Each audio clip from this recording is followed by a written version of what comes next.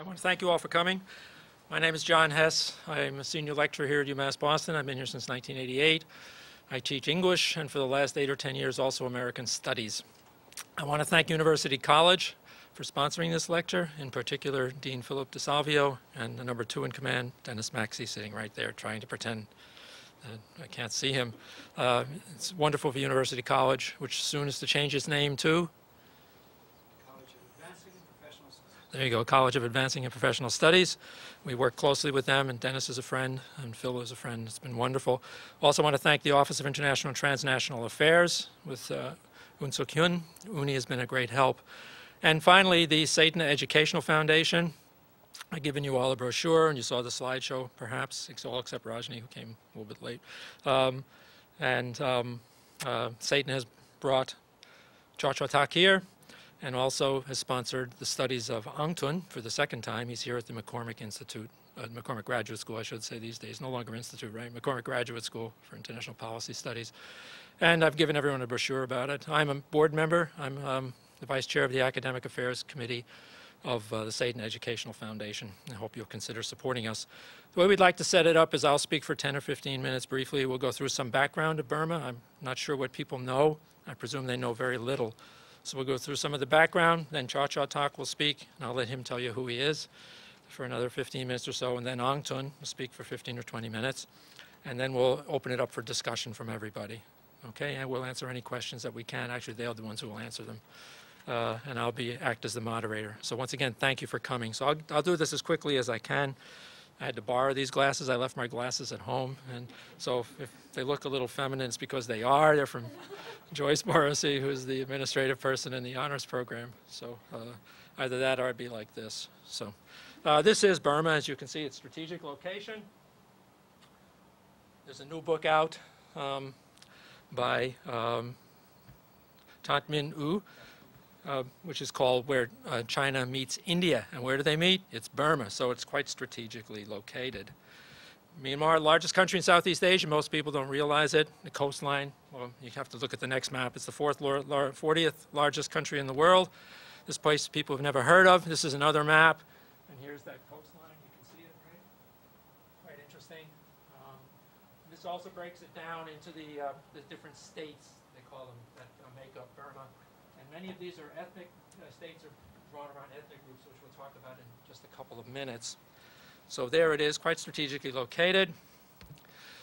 60 million people living in Burma. Several million have left the country and are living in Thailand and other neighboring countries. There's over 300,000 or 400,000 minimum refugees, mostly in Thailand. 24th largest country in the world in terms of population. Official language is Burmese. 68% of the population grow up speaking it as their native language, but there are a number of other minority languages in this extraordinary place. Resource-rich country, but you can see one of the least developed in the world.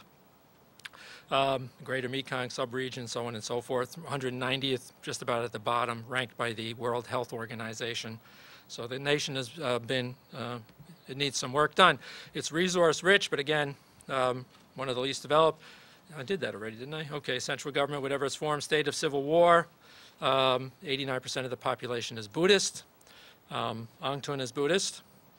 And Cha Cha Tak is a Christian, one of the 4% Muslim animist.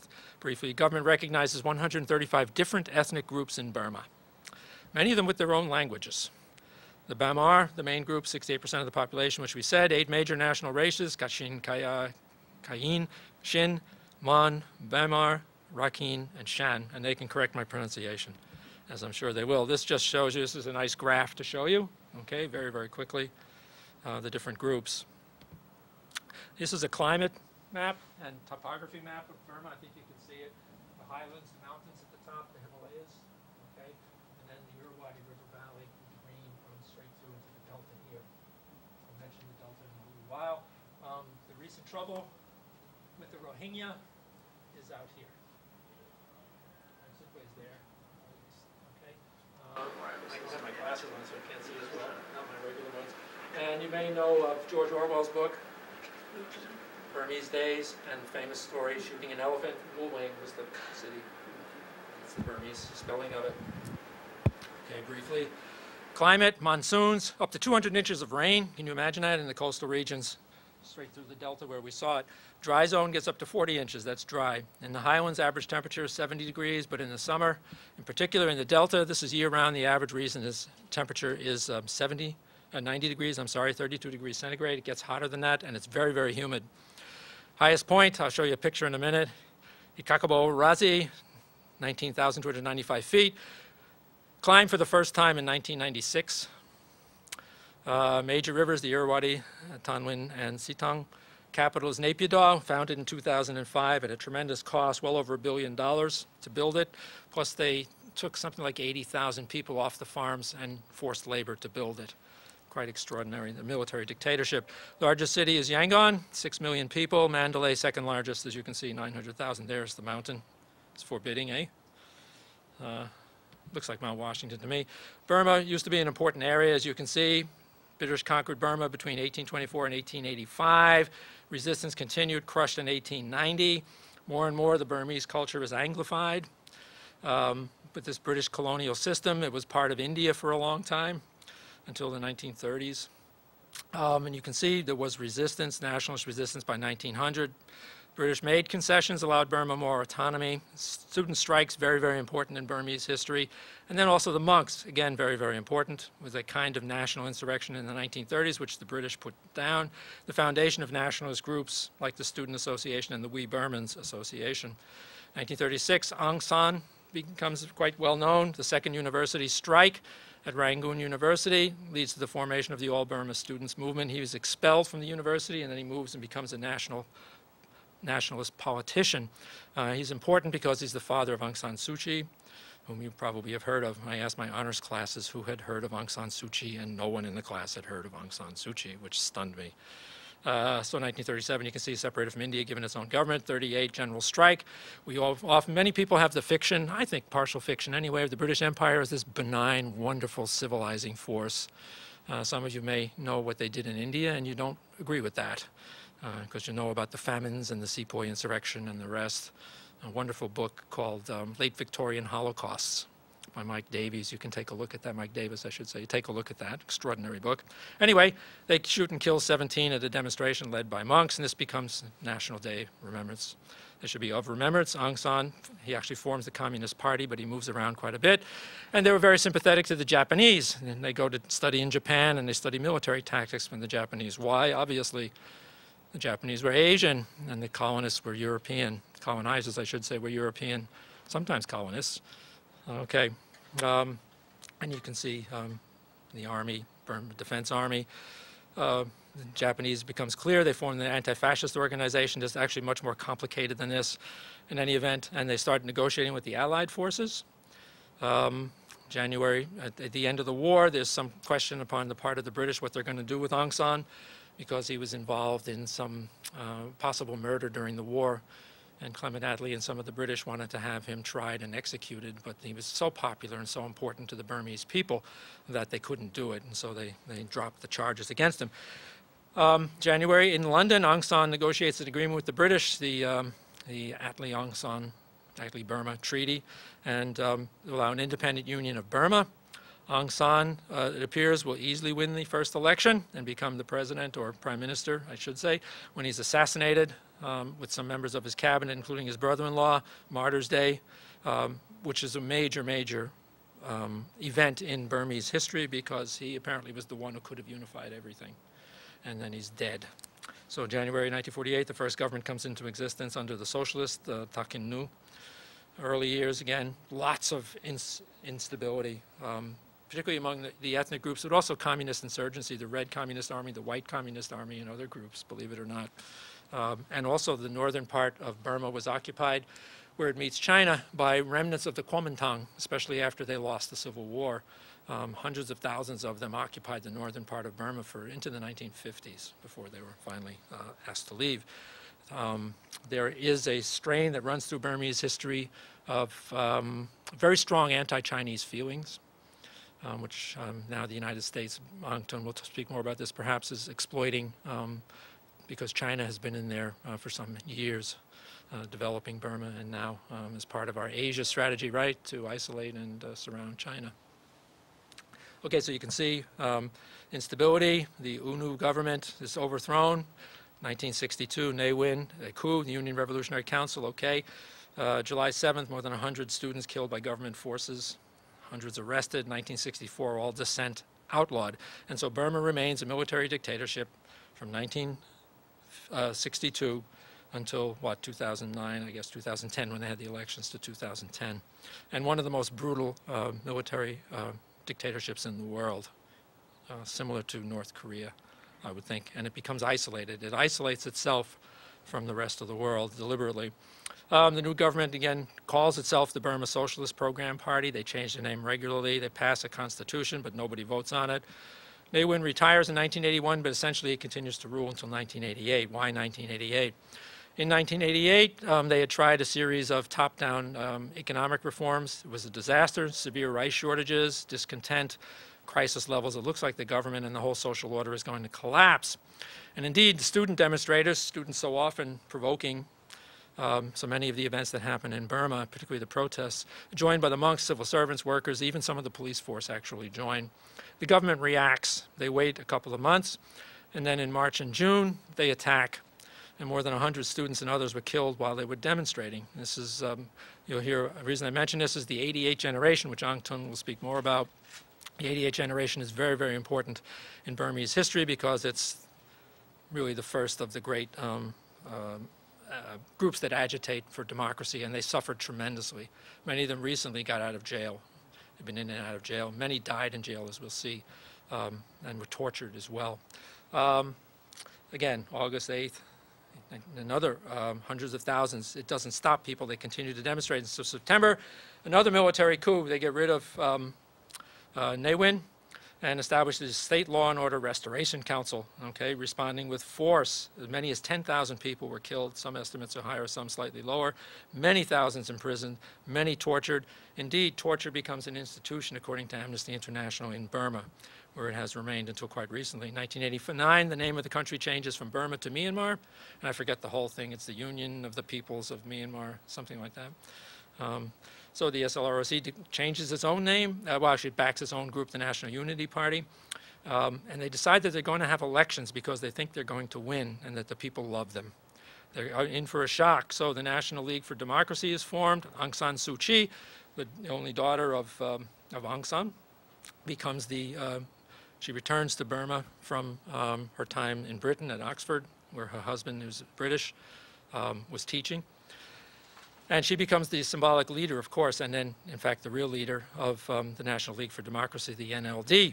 And so they immediately place her under house arrest in July 1989, and many other NLD officials are imprisoned just before the election.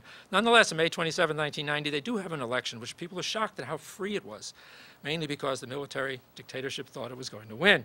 So the NLD receives over 59% of the vote, and they win 392 seats. The ethnic parties win 65 seats, and the 10 remaining seats go to the National Unity Party, which is the military party.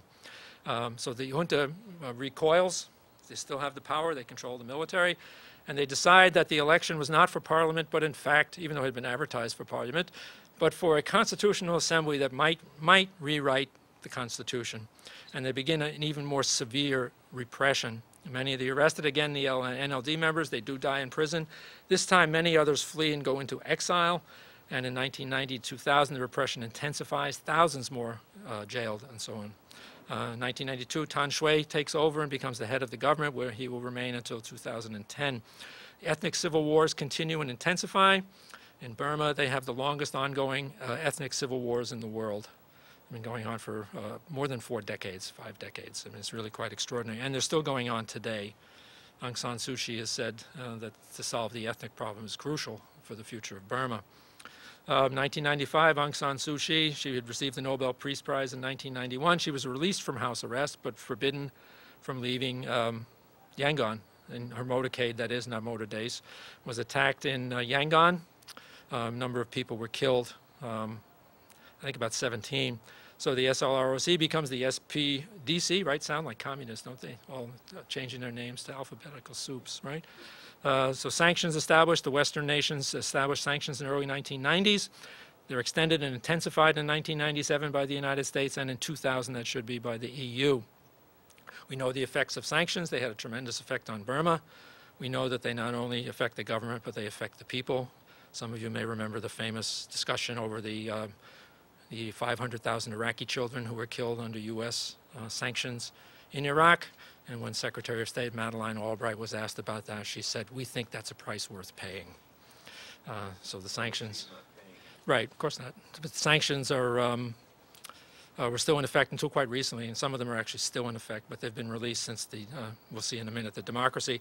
Anyway, 2000 to 2002, Aung San Suu Kyi goes back under house arrest, and the restrictions are finally lifted, including travel restrictions, mainly because they were hoping she would leave the country and then they would prohibit her from coming back.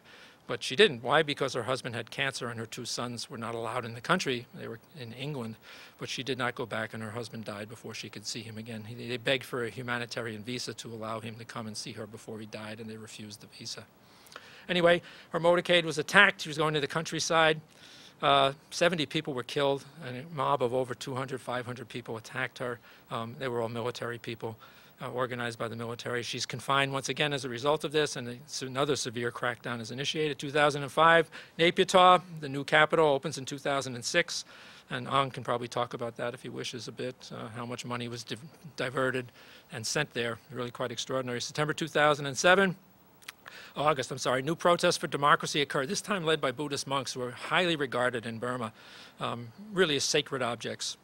And so it's called the Saffron Revolution. Nonetheless, despite this great regard, you can see in September, the next month, the government represses the Saffron Revolution, attacks some of the demonstrations. Hundreds, if not thousands, were killed, many of them monks, and thousands were indeed arrested, including over 1,000 monks. Some, again, just recent. Some are actually still in prison, but most have been released. Many temples actually were shut down by the military government. May 2008, another tragic event. Cyclone Nargis hits Burma with, I believe the winds were 225 kilometers, which is like 150, 160 miles an hour, really quite extraordinary, or maybe even higher. Especially hit the Delta area. You might remember the maps we showed. The estimates are a minimum of 130,000 people were killed, and the damage totaled over $10 billion in this country that only produces $42 billion for its gross national product. International community pulled itself together to have relief operations in Burma, but the military government refused to do it. They wouldn't allow them in until it was much too late, and many of the supplies rotted in ships off the coast or on the docks when they finally were allowed to be, and were never distributed. There's an extraordinary book on that called Everything Here is Broken.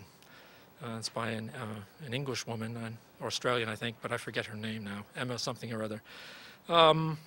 November 2010, Aung San Suu Kyi is released from house arrest after the elections were held, elections that the National League for Democracy boycotted, possibly a mistake. In any event, as Aung Tun will explain, the Constitution is rigged so that the military is guaranteed something like 45%, I think it is, of all seats guaranteed for military people. And then another 35% are guaranteed for the, it used to be the National Unity Party, I don't know what it is now. Anyway, 2012, there were by-elections. This time the NLD runs candidates, and Aung San Suu Kyi is elected to parliament. 45 seats were up for contest, and the NLD wins 43 of the 45. And so that's it from me. It's quite an extraordinary situation, but now there is tremendous hope for the people of Burma, a tremendous amount of hope. And it's quite an exciting time there, which is why we've asked Chaw Chaw and Aung Tun to speak about it. And they will give you the what's going on at the roots, at the grassroots. As Aung San Suu Kyi said in her talk at Harvard, democracy will not succeed in Burma unless the people adopt a culture of democracy and start to organize themselves, because for so many years, despite all these demonstrations, they've been under the thumb of the government and people are afraid to act for themselves, according to her. So I'd like to turn it over now to Chaw Chaw Tak, who will carry on. And then I will shut my computer down. And so, Chaw Chaw Tak, please. Yep, take it up.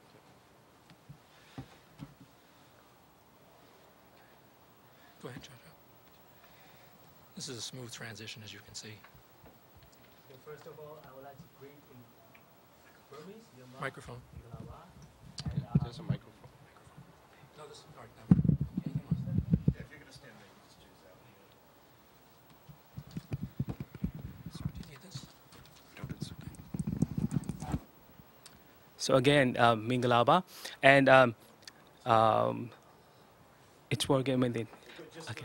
Um, Briefly, I would like to introduce myself again. I'm now working as an in-country program coordinator for the Sidana Educational Foundation. So my field, my area is the education. So my sharing is mainly focused on the education system and what is going on right now at the current situation. So let me start with the British colonial rule era. So it was kind of a late 18th and the early 19th centuries. And then when that era come, a lot of British and also the ministry from missionaries from the United States coming into our country. And then at that time, they start the school and the education system. Mostly the American missionary, they started private missionary schools there so that since then, the education system has kind of started improve it. But in the independence era of our country, and mostly in the General Ne Win era, in about 1962, the military cope the power again, and then General Ne Win, they ask all of the missionaries and all of the foreigners from our country, Burma, so that since then, the education dropped. The quality of the education is dropped. And then all of the student movement, and all of the resistance from the students towards the government, it's occur. And it is kind of getting fierce. And about in 1988, it was the peak point of the student movement in our country. So as Professor John also mentioned in the PowerPoint, in 1988, students gather and then they start movement. They resist. They make boycott on their ruler to the government because students are all, they see the future. They saw the future, and also they are the people who would like to take the risk, and also these are the only people who are educated in the country, so that they saw the negative point of the government system and everything. But the military, the action of the military was they closed down all of the universities since 1988 until 1998 or something. So in that period, there were no university, and even the high school students and the elementary school, primary school, they just only started open the high school maybe 2 years later, the 1988 the events. And those more than 10 years, there were no education providing institutes. And let me share my experience. And in 1998, they start open the government technical institutes, which is not the university. It's a kind of a small program, about a 2 years program, and then they provide diploma. And at that time, I passed my matriculation exam, the 10 standard, and then that was the only option for me to join, to get the education, so that I enroll that program.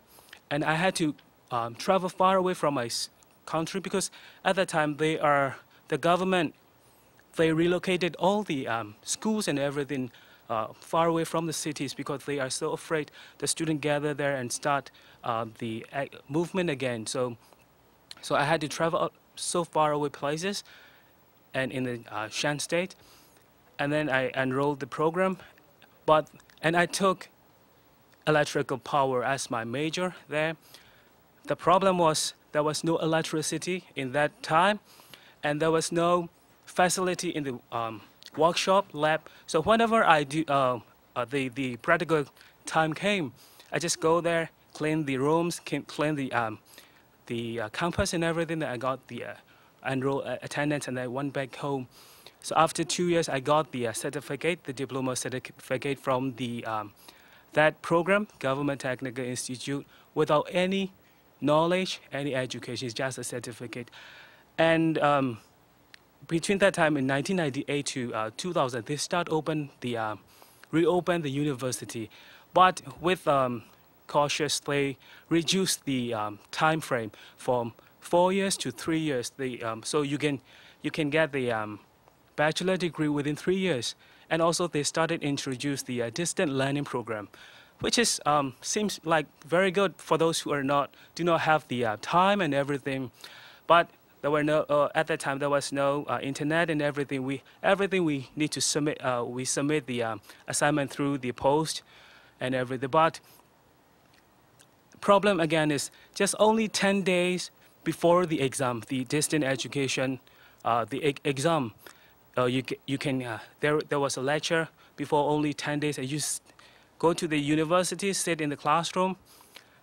The most thing that they taught at that time was the answer for the exam. So that's it. And then after 3 years, I also passed the exams, and I got another certificate. Right now, it's a kind of a bachelor certificate without any education, without any knowledge. So these were the situation at that time, and some organizations, some groups, they saw it. It is not good for the young people, especially who will be the people who build up the country. So a group or the organization like Myanmar Institute of Theology, they started, although it's a seminary, it's a kind of a Christian theological school, but they started the secular program called Bachelor of Arts in Religious Studies, but right now they changed the name Liberal Arts. So after I finished my the distant learning education, I joined that program, which is government. Until now, the government don't recognize it as certified. They don't accredit it, but there I got a lot of education. It's a kind of an evening program, but we have a lot of resources. I mean that the MIT can provide the teachers and everything. There I took the business administration, business study as my major. So not only and also the other organization like Sedana. Let me briefly tell about the story of the Sedana. The founder, Jean, Lewis, and David. Yes, David Dickinson. Their father and the parents were the professor at the Judson College, which was started in the British era, when the American missionary came. But later it's changed to the Yangon University. So that they have connection with Burma's, and all of them were born in Burma. So that in 1990s, there was a celebration of the Myanmar Baptist Convention for the 175th anniversary of the BC. So they went there and they saw the broken down of the education system. So that right away they thought that they should start doing something for the future of the our country and also for the young people in Myanmar. So that they started the Sedana Foundation. The first program that they did is scholarship program. They provide scholarship to the young people in Myanmar. So they go abroad and study, and then go back to the Burma and then contribute wherever they are. So to connect with my experience, my story, at the final year of when I was in final year of the BOSH program, they choose me as to go for the higher education through the faculty development program, because there were at that time there were not enough faculty staffs in the MIT, especially for the BOSH program, so that they choose me. But all the support for my study came from the Sedana Educational Foundation. So that was the first time I connected with the Sedana. So I went to Thailand, study my postgraduate program there, and then I went back and taught at the MIT for 3 years as a full-time faculty. What I feel is that yes, the knowledge or the education that I got is not only for me. I can go back and share. So at the liberal arts program, there are a lot of it's a kind of a diverse group. Students came from all over in Myanmar, and also they belong to the different ethnic groups, different religious background. So we have a Burmese student fellowship, or also Muslim students and any other, so that I can reach out those people. And then when the student finish their program at the MIT, they go back. They also go back to their community and they serve there. So that my education, I believe that my education and my knowledge is not ended in me. I can share through these people, through these students at the MIT. So yes, but it is kind of a small activity, small support for the education system in our country. So right now, our country is kind of open up, and a lot of learning centers are pouring, and then also the local people started the learning center, especially English and other subjects, but they are so expensive. Well, they started as a for-profit intent, so that it is not focused target to the people who are poor, who cannot afford. In our country, until now, we just only have four international schools, which is recognized by the Western Association of Schools and Colleges, just only 4, and then most of the students are the children of the diplomat and also from the wealthy background. So the rest, we cannot afford it. So what we can have is that go to attend the government schools and get the certificate, the paper. So this is what Sedana are helping the Burmese people through the education centers, and all the things are happening right now. So in this era, we also think that what needs to be done. So we also once the Aung San Suu Kyi said that in order to change the education system and all the everything, it should be started in the primary stage from the kids, because she looked for the long term. So that, but also we also need to empower, help the people, especially right now in the young age, because they are the immediate force to help our country in various ways in order to improve or develop our countries. So a lot of things need to be done, especially for the education point. We need to educate people so that they can, they will be ready for the workforce, and also they will be ready, they can contribute more for the development of our country. Right now, we cannot do a lot of things, but small little thing can also change for the betterment of our country. So this is the educational system currently in our country. And I also would like to point out the numbers. So right now in our country, it's about for the higher educational university and professional institute like medicines, nursing, we have 101 universities, about 12 institutes, and 33 colleges, so about 140, more than 140. But later on, I will also show the pictures. These are just buildings, just quantities, but there is no quality, the qualified education. They cannot provide anything, just buildings.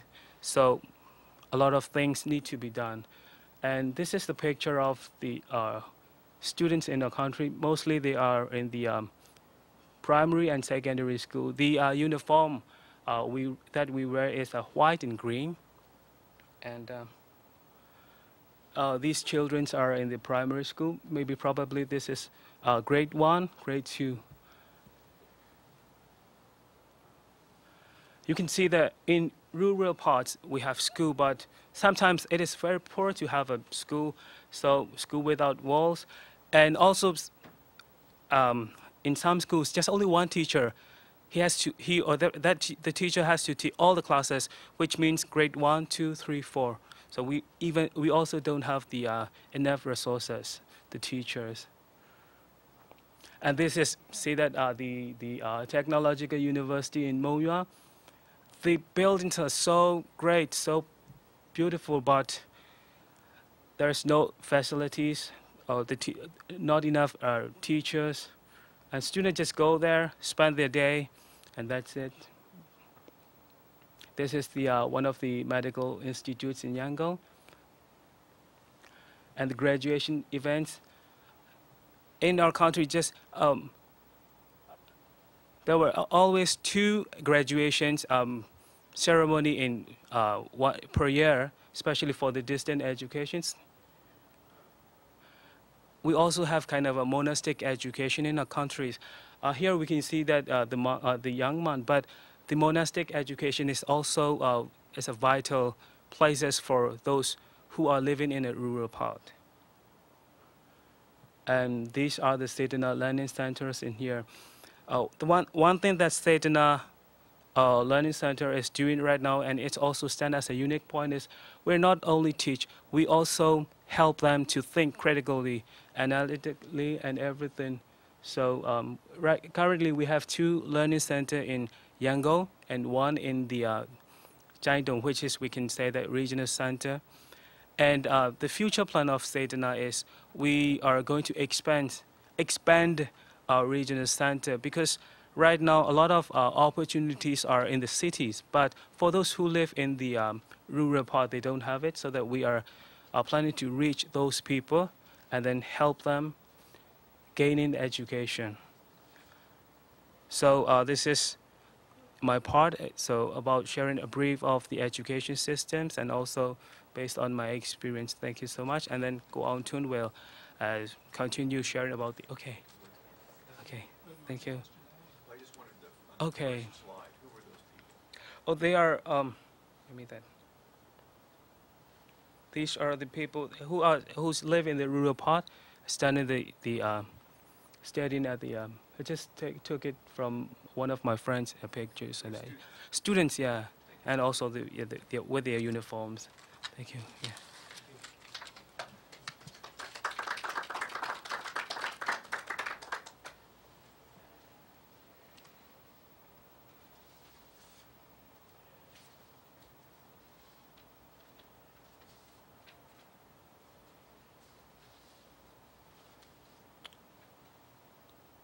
Yeah, I would like to first thank University of Massachusetts, also the Professor John Hebb, especially for your initiation for this presentation and all the event for the people of Burma, and also Sedana Foundation. Also, Sedana mean, I would like to point out that Sedana mean Burmese language, but in the English, it's a contribution without any, expectation for the people of Burma. So Sedana is a kind work and cooperative work, and for the people of Burma without, any expectation back from the people of Burma. That's the English meaning. So today I would like to talk a little bit more about the transition, and there's most people really interested in what's going on in Burma, especially we have been isolated for over half century. So the simple question, and what's going to be happening after over half century isolated country open right now to the international community? That's the critical question. What's the opportunity? What's the challenges? What's going to be happening? What international community should do? What others should help the people of Burma to moving forward for this transition? Okay, let me get back to the progress. This is the 1995. Our people leader, the Aung San Suu Kyi, just released from the house arrest, and then she has a secret, conversation with the military regime. There's a head of the state, and there's another intelligent head. They don't have any publication. Basically, we don't know what they are talking. In the 1995, they have the secret information sharing. What should they do, basically? And then we realized they didn't have any agreement, and then she had been house arrest again. And at the time, since the time, 1995, we don't have any, we don't see anything for the progress in politics, economy, whatever. And then she also had been house arrest in 2010. We changed it. There's an election, but we call it controversial election because our constitution itself is a controversial. Constitution, there's a controversially drawn by the military government. 25% is already reserved for the military without their participation any election. 25%. And the military government also founded the party called USDP, Union Solidarity and Development Party. They won the election in 2010 by landslide victory. They call it over 60%. But it's not a really election. It's like just cosmetic. But they want to change it, so they just took their uniform. These guys are all the former military officers. So these guys are right now the president. They are just like a minister and they are follower, all the policy maker. But all them in the picture are from the military, just took off their uniform.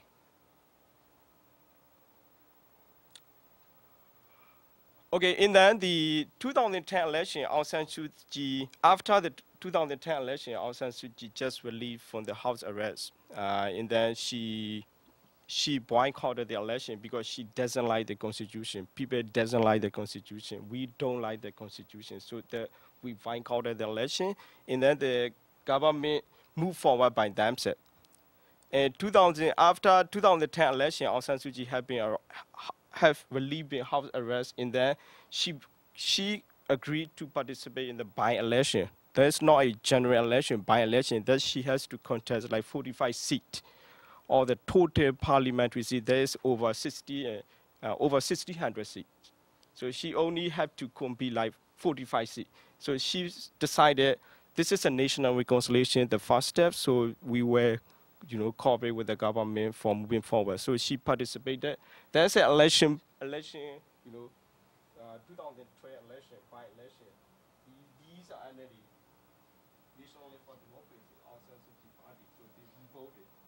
So she won for landslide victory for over, she competed 45 seats, she won 44 seats, basically. So that's a register. Voters are registering for the 2010 election. 2012 election, that's a media, the first time international media is really interested in Burma, what's going on. Aung San Suu Kyi right now agreed to participate in the election. And the country now a little bit openly. So there's a first time international media officially welcome into Myanmar and, take a look at what's the election, really election, what's going on there. There's a media, I took that picture in the Aung San Suu Kyi constitution. There's a villages. And they are actually live broadcasts to the international event, just like a CNN or whatever. From the villages. That's the first time in Myanmar history, actually.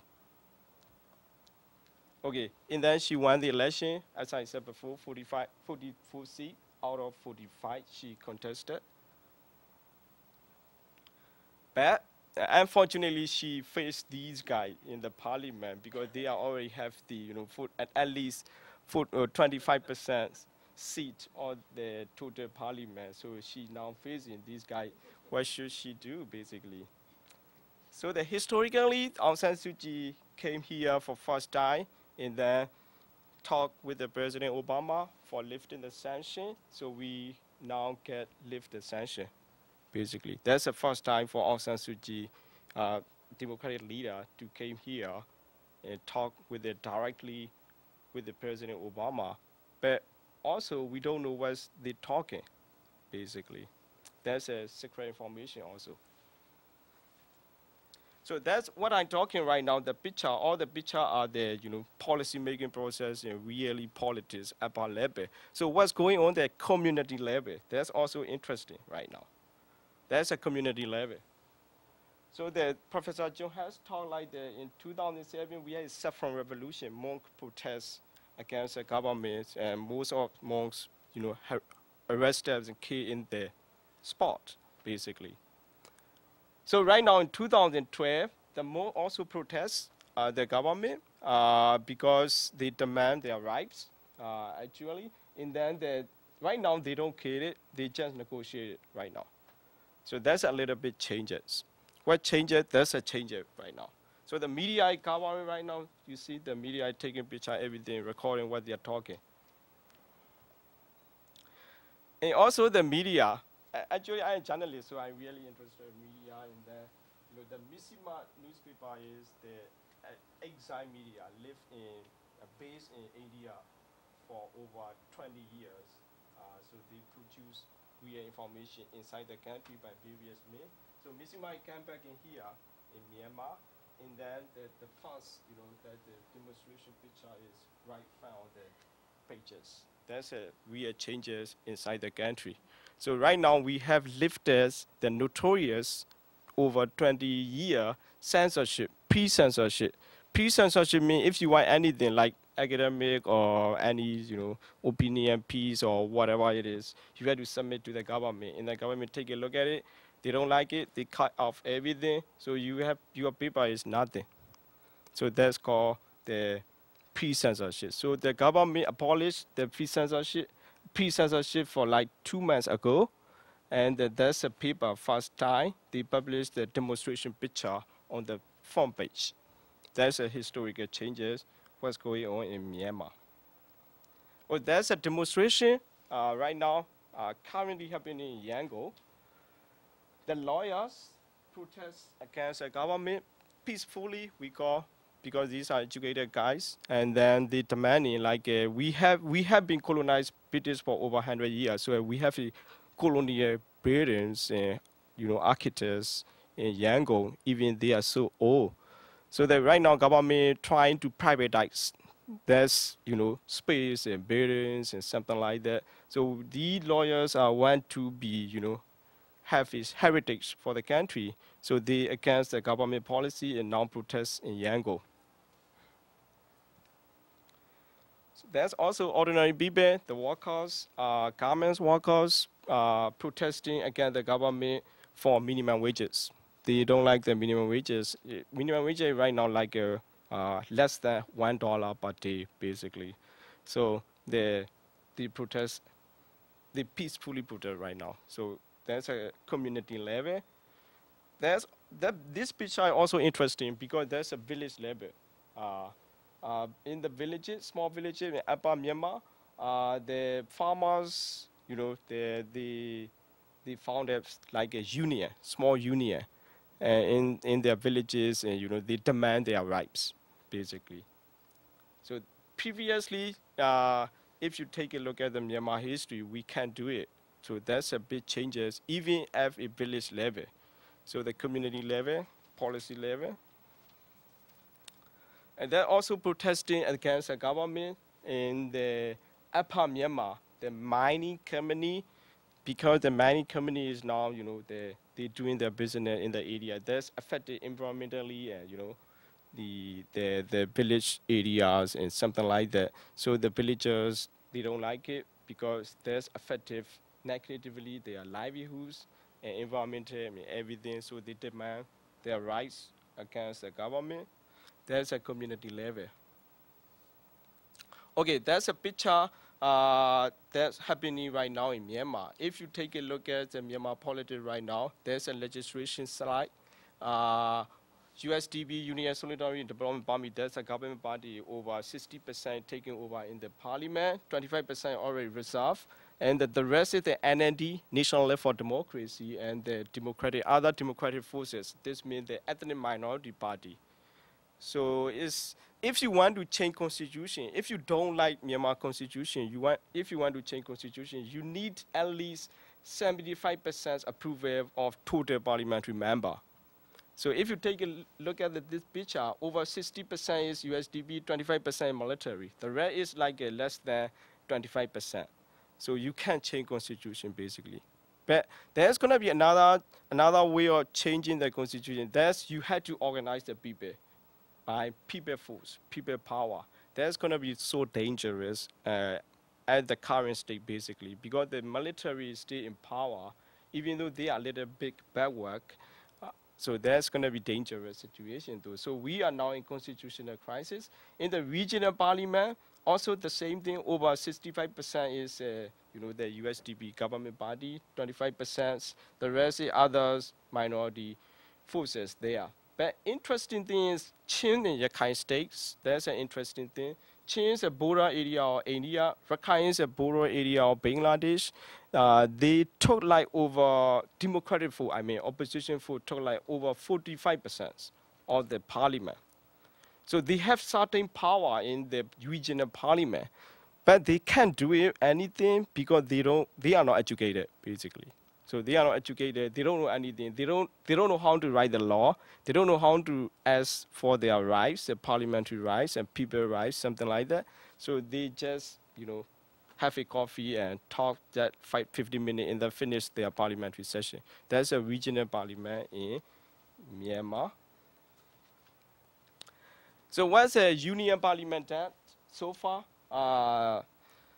Every law in Myanmar, before I taught this, let me repeat a little bit about Myanmar history. Every law in Myanmar had to be changed because we have been socialist errors and communist errors. So all the law in Myanmar have been made by socialist concept and communist concept. So the law need to be changed.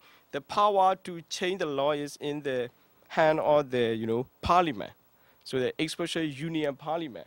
So the union parliament may change a lot of changes. That's the slide right there. They have a 9 standing committee and the 13, affair committee. Rule of law right now newly founded the committee affair. That's a chair by Aung San Suu Kyi, but she can't do them also because she has a minor party right now in parliament. So that's a difficulty. So 20 laws introduced, but it's still controversial because the major party, the USDP and the military party, military personnel doesn't understand the mesh, the making the crucial law, especially like foreign direct investment law and others, legal points. The regional parliament doesn't do anything, but they just have a law that's their absolute rights. That's called municipal law. If you create in a regional parliament, you have a municipal law.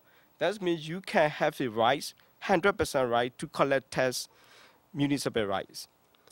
But the municipal law is in the hand of the regional parliament, but they don't create it because they don't know how to create the law, how to write the law basically. So the regional parliament, some parliamentary members are just ridiculous. Well, sorry to say that. They didn't pass high school exam even. So they don't know how to write the law. They don't know what the law making process. They don't know what's the policy making process. So this is crazy. So what do they need? Experience, skills, knowledge, and exposure. So every level, regional and also union. So that's an opportunity for international community to take a look at it, get that trade and make that changes.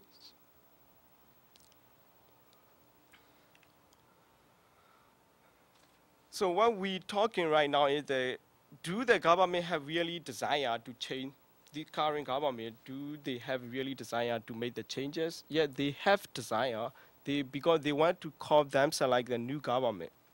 They don't want to be different. They want to be quite different from the old government. But actually, they are still old government because they just took off their uniform. All the government officers are from the old military government, except they just took off their uniform. But what they're trying to do right now is they want to prove the international and the people they are new government. That's their strategy. So they want to make differences, every differences from the previous government than before. So also what they do it like a ceasefire agreement. The Professor Chung had talking. We have a bad history fighting for ethnic minority groups for over 50 and over 56 years. So now the new government changed the policy and they have agreed ceasefire agreement. With 12 ceasefire agreement already, but Kachin and others are still fighting on.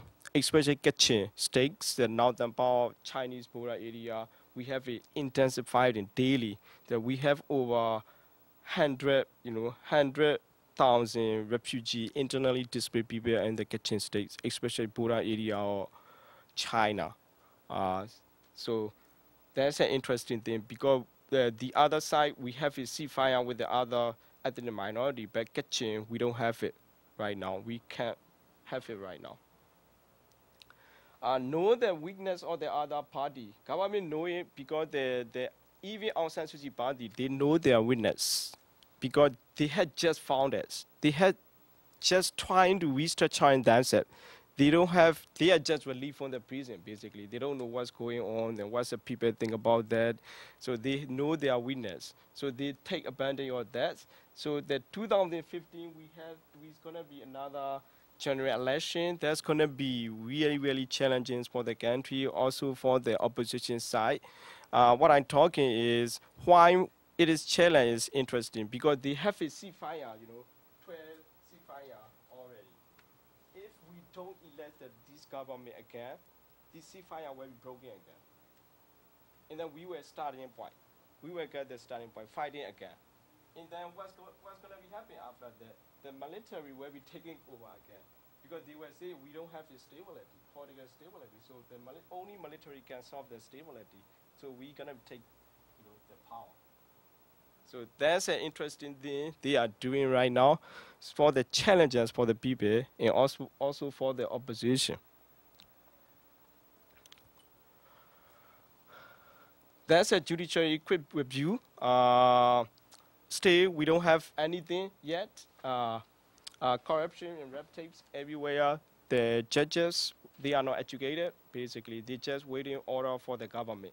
So we are not separated, the executives, legislation, and judiciary yet. But we are still trying to construct that. That's a quick review also, because I want to take questions. I don't want to take so much long. For the government, they have a desire, political desire. We call it political way. They want to create a new government. They want to prove that they are new government. They are not old government. But they also had to have the political power, but they still trying to do it.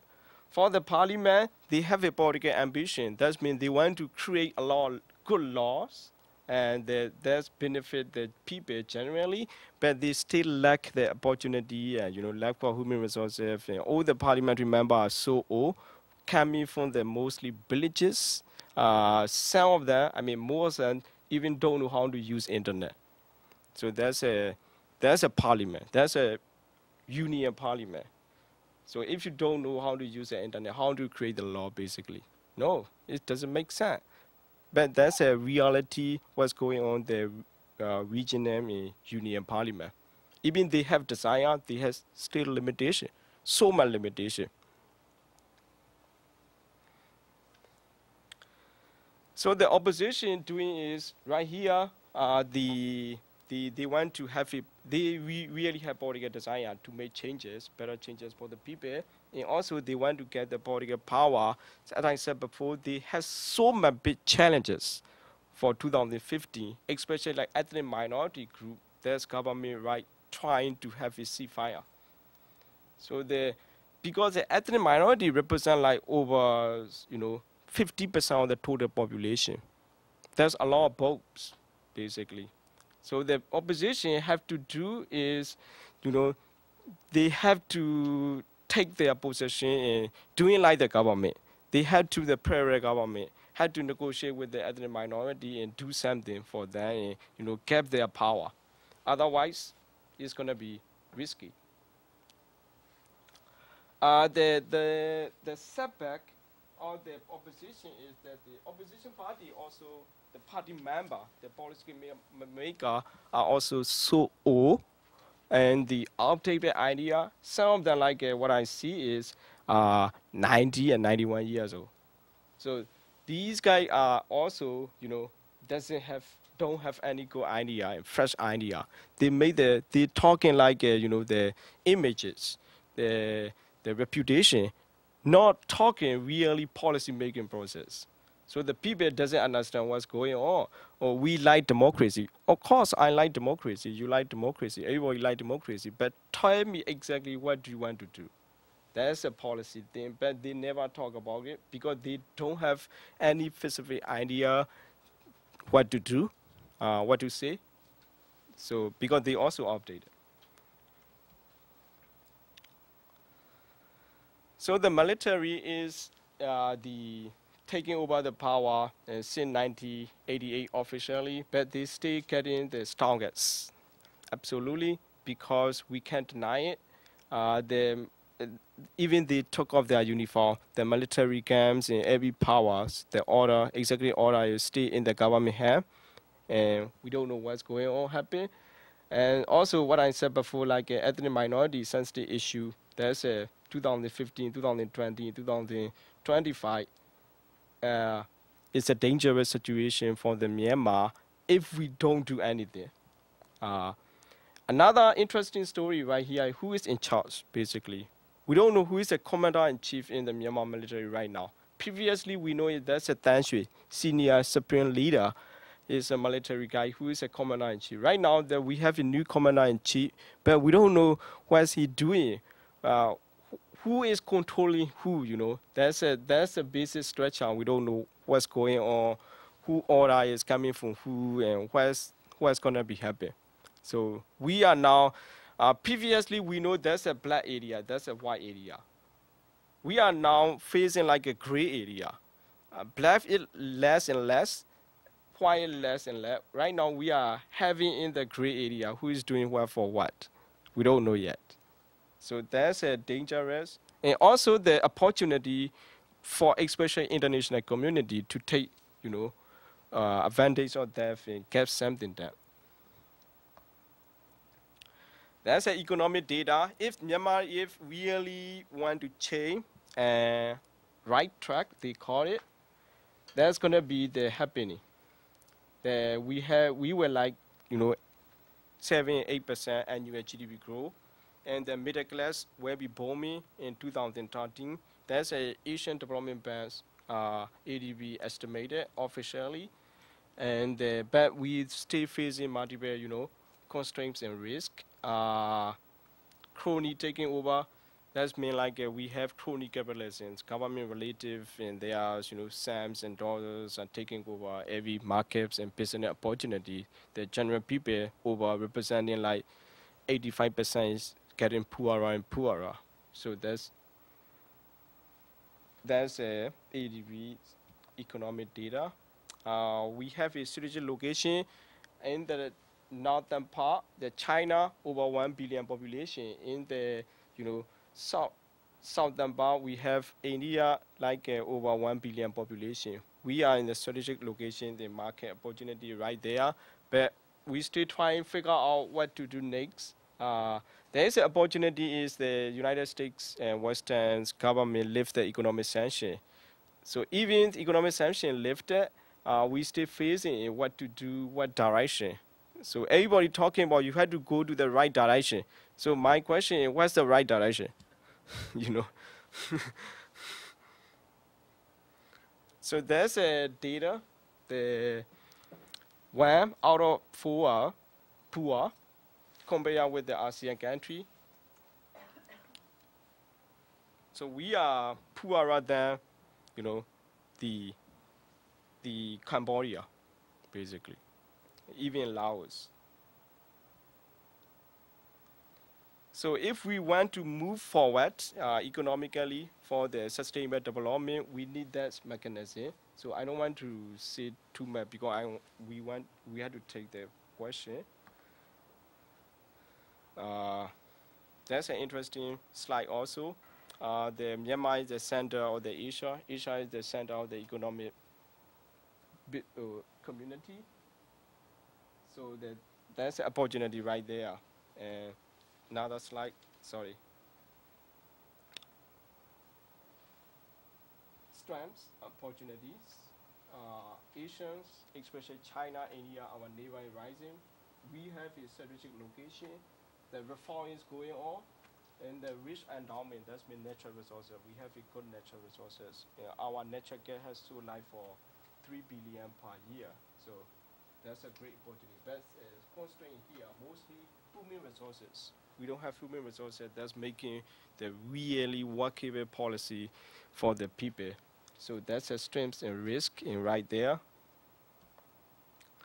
That's our demographic data. If you take a look at the demographic data, that's an interesting thing because most people are, you know, 50 and 90 years old and over. 60 and 61, 59 years old, and the larger population representing over 65 of the total of the population. That's all the people can work and make money for the country, basically. But they lack everything, infrastructures and job opportunities, whatever.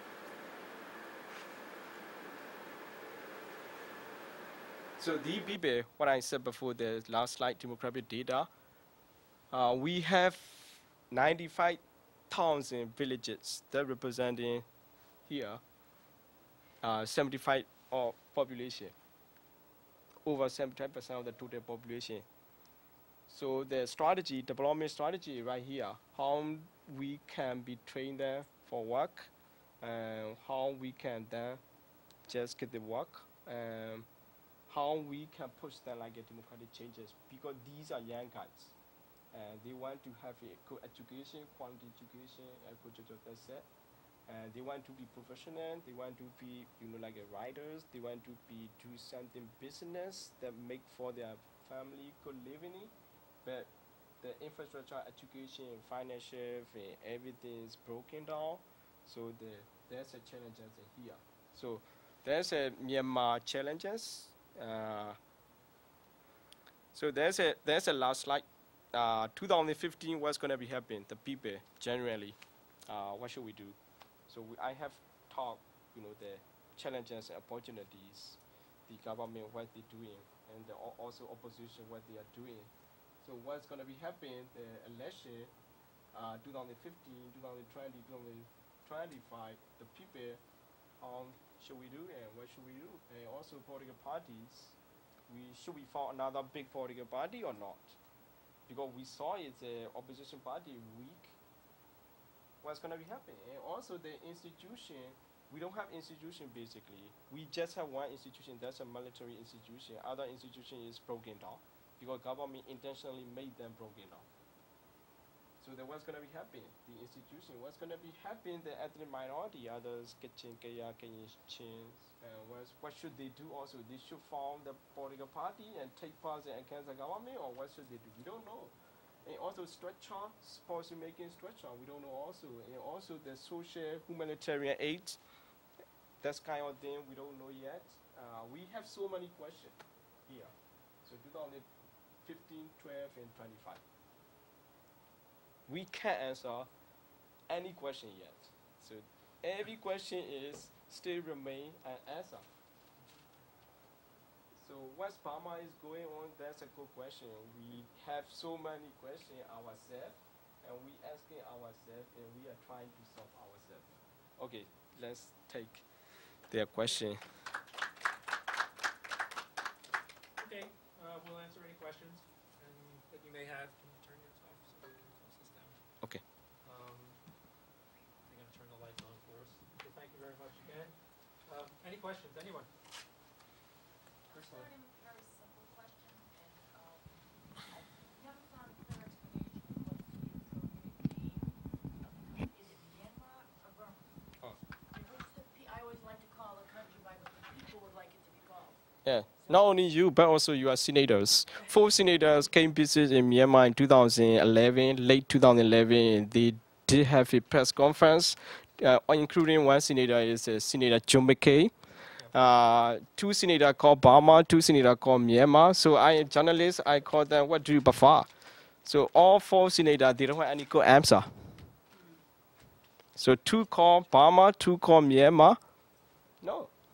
The official name that, according to the 2008 controversial constitution, official name, Union of the Republic of Myanmar.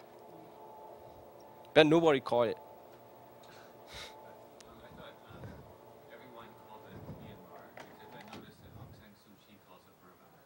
Yeah, that's true. Aung San Suu Kyi still protests in the name. To me, I just either call. I mean, like either one, Myanmar, sometimes Burma, because the international community mostly young people, the new generation, they don't know Myanmar.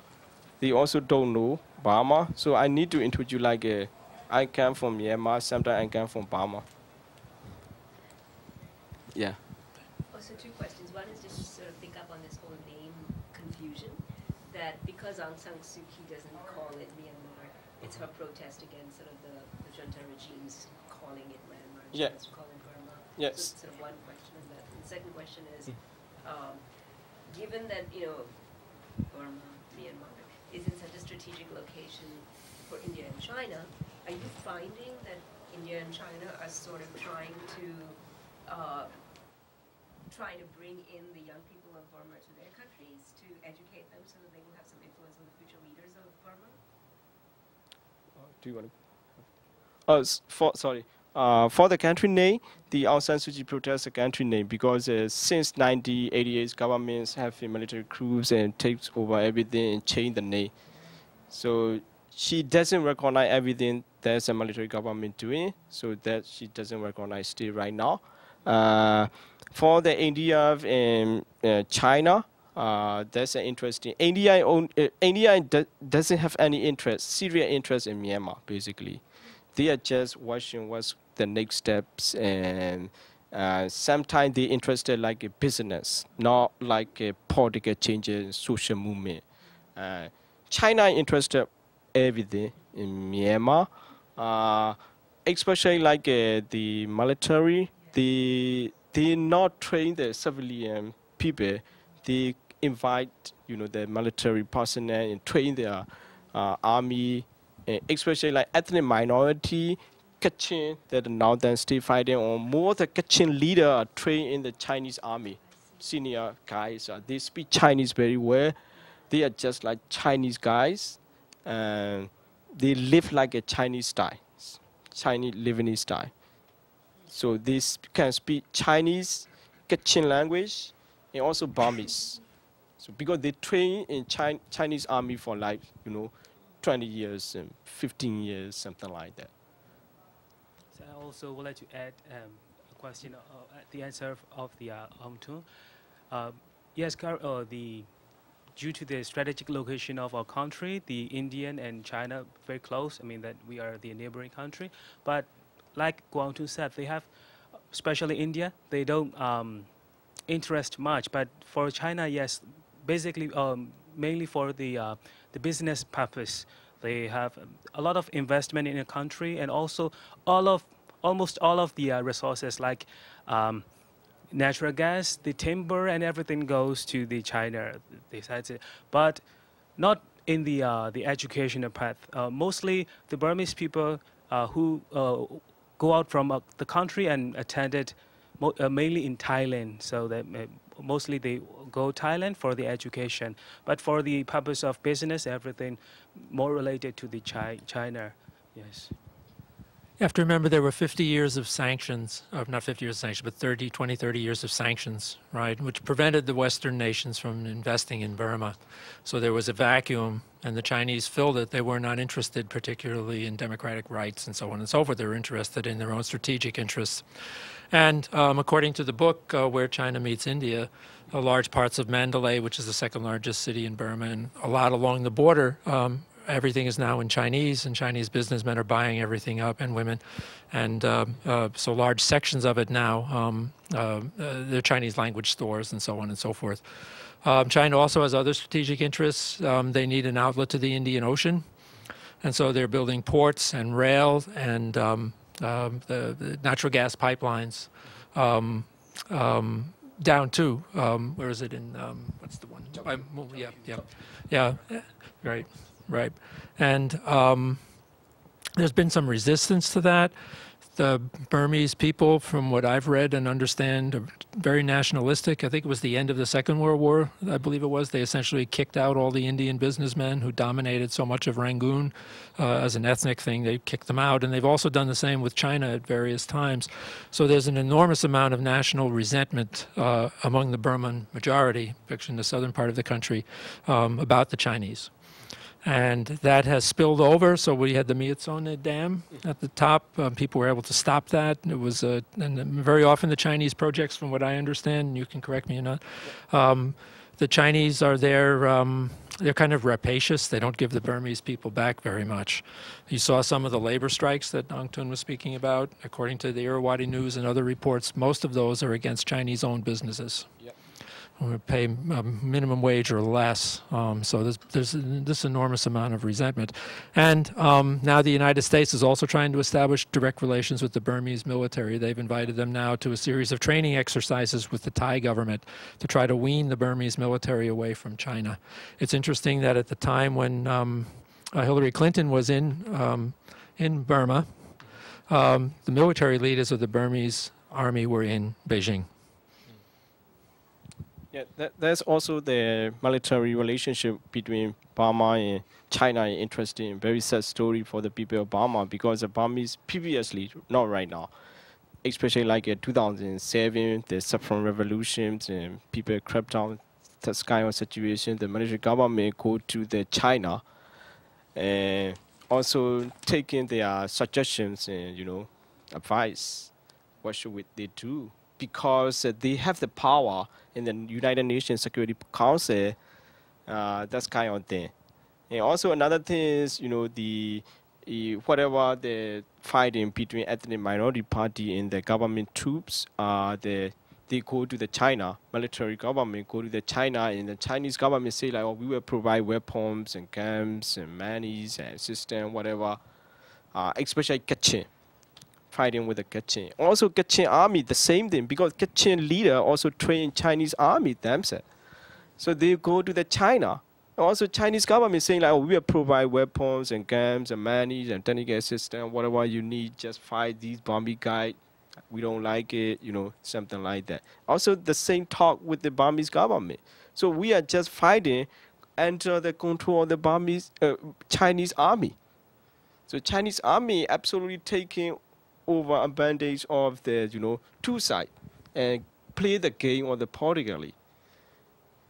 So right now that's a good positive step, like Professor John has. The United States Army is taking another step in getting the Burmese army away from the Chinese control and doing something like cooperation. That's a great step for us, basically.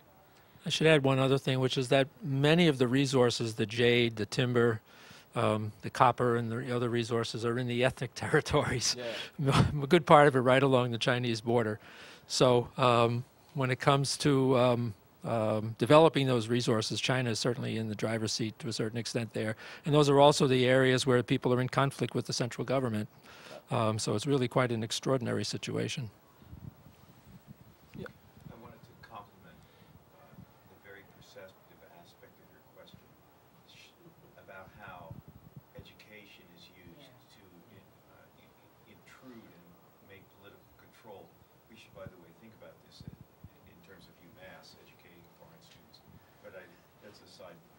But my question is, you said there has always been this conflict for a lot of times between these ethnic groups, and also, as you said, between the ethnic groups and the central government. This fighting is still going on, I take it. Can you say something about the ethnic parties in terms of, do they have some kind of political ideology? Are they aligned with, you mentioned a little bit in aligning with China a little bit in terms of being trained, but the ethnic parties are also fighting amongst themselves too. I don't know much about this, so I would like to say if you could explain a little more. Do you want to? Yeah. Something like maybe like in other countries, we have more than 135 ethnic groups, and some groups, especially for those who are kind of in a majority stage, position. Sometimes they would like to stand as their own state, something like that, because yeah, something like that. So that sometimes they are fighting because for that reason they want their own state, they want their own governance and everything. But one thing is that maybe you can also mention, as you mentioned yesterday, Kachin, for example, like Kachin, if they stand as a one state, as a state by themselves, though they are they consider in number of the population and everything, or the location, the size of the location in a country, though it is, we consider big, but compared to the other country, as if they stand as a one state among in the Asian countries, in the Southeast Asia, they cannot, survive it. So that is also one of the things that ethnic groups should consider. We think that, and also maybe Kwang Tung can also add, about that thing. Yeah, we have a different ethnic minority, as Professor mentioned, 135 ethnic minority. They have their own language and differences, everything, language and belief, and even in religions. So that they have, right now we have 13 ethnic armies throughout the country. They themselves alive, and they founded, their own army and fighting against the government. So the current government, the new government, have reached a ceasefire, 12 ceasefire out of 13. So the only one left is a Kachin army. That is really, located in Chinese border. So we don't know what's going on, and they are, So, yeah. Yeah, ceasefire means just stop fighting for minutes or maybe 1 second. So another step, the next step is we will have a political dialogue. Political dialogue means do you want to have a law autonomy, or do you want to have like a federal states format, or what kind of structure do you like? What do you want to do in the context of the current political landscape in Myanmar? So you can negotiate with the government officially. There's a political dialogue, we call it. The another step is 3 steps. Another step is the development. After you have an agreement with the government, politically, what do you want to do, government, what they should give, and something like that. If you have an agreement, and then you can do like a development. Development, I mean, like we have so many refugees, right? Especially like China borders and Thailand and Bangladesh and everywhere. So we have to reset it, and reset the refugee maybe inside the country, or maybe we can do something for their livelihood and sustainable development. So we don't know how long it will take. But current government, they founded the new commission called Peacemaking Commission.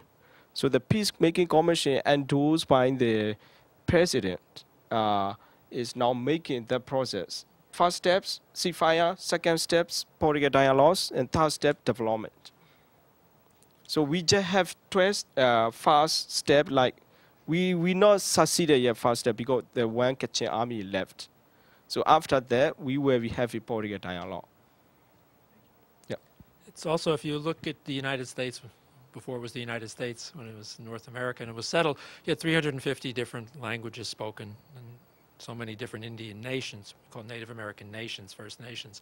They consider themselves nations. It's the same with the ethnic groups.